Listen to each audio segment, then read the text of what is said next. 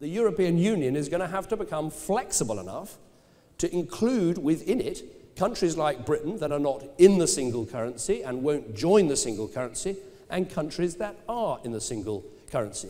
That is a totally logical, sensible, practical position. And I want to make sure that we get this right.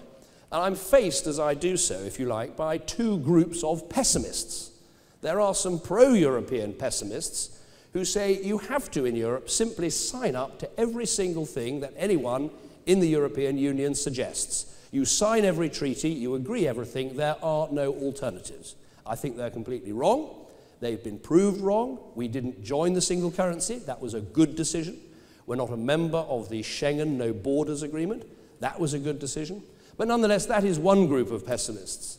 The second group of pessimists are people who say there is no prospect of reforming the European Union. You simply have to leave. I think they are wrong too. I think it is possible to change and reform this organisation and change and reform Britain's relationship with it. But as I said, it is in Britain's interest to remain a country that is uniquely well connected around the world. And that is why I have set out a plan for how we reform the European Union, and then we give Britain a choice about whether to stay in that European Union or not. That is the right approach. It is an optimistic approach rather than a pessimistic approach, but it is absolutely achievable and deliverable.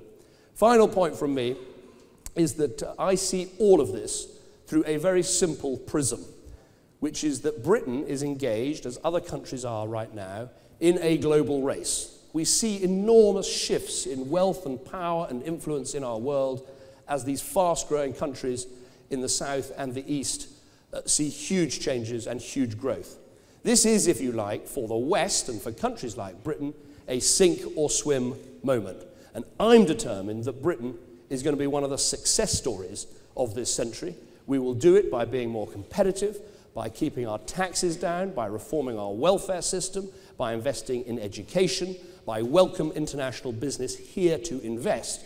And from the audience I see in front of me, from the investments you've already made, and for what I know are exciting plans for the future, I'm confident Britain can be a winner in this global race. Thank you very much.